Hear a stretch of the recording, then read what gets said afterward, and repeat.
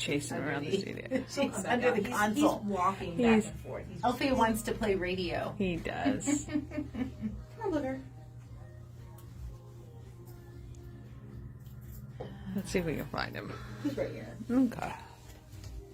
He's just doing his primary survey. Lady Gaga on Q103, it's 842.74 is the temperature. Sunshine today, going up to 92.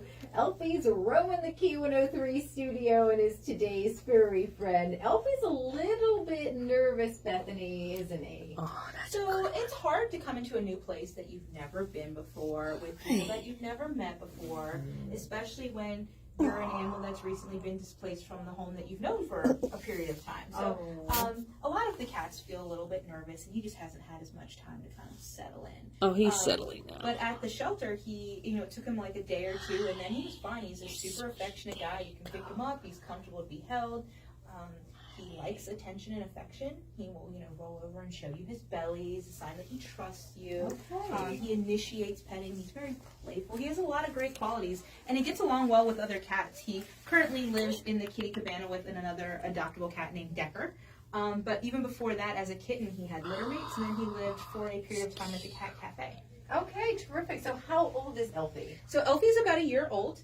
He was adopted from us originally as a kitten last year, and for a variety of reasons, his owner decided that she was no longer able to keep him, so she brought him back to us, which is what we ask everyone who adopts from us and is unable to keep their animals do. If you can't find a friend or a family member to take your animal, instead of taking it to another shelter, we would prefer you bring it back to us. Okay, so does Elfie have any restrictions on him at all? Not really. Elfie he came in with a ruptured eardrum, so we're still kind of in the process of resolving that condition. But it doesn't seem to affect his ability to, cat in any way.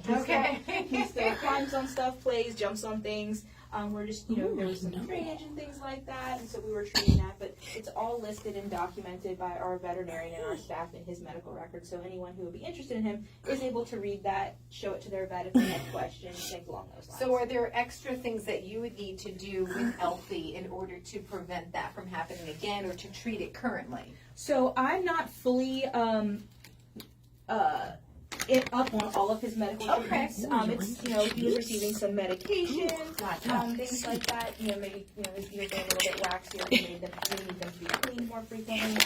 But anytime we have an animal that has a medical condition, if you want to talk to our vet staff or our actually staff veterinarian, we will set those things up for you. Or if you want to have copies of the medical records to talk to your vet that you feel comfortable with, we can provide those records so that you can have that discussion. And do you do recommendations for vet techs, maybe that specialize in certain things depending on what care is needed for a furry friend? So generally we don't provide recommendations for vets because we don't want to, have a bias. But we do have a list of vets that participate with our program that will honor free well visits when you adopt. And we provide a list of those veterinarians to all of our adopters.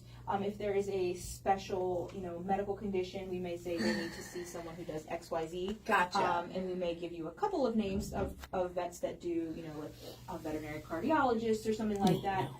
But we don't generally, as a rule, provide you with a recommendation. Okay, so Elfie is now really warming up in the studio. The tail is now upright.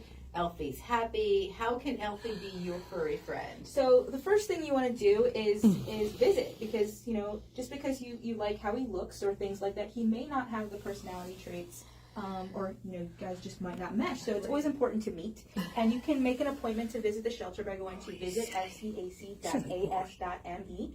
If you want to know more about our application and adoption process, you can head to our website, which is frederickcountymd.gov/FCAC, and just click on that little adopt tab on the left-hand side. And Elfie right now is on the Q103 Radio Facebook page, and you can see if maybe Elfie should be part of your family. The best music of Q103. You just needed another few minutes.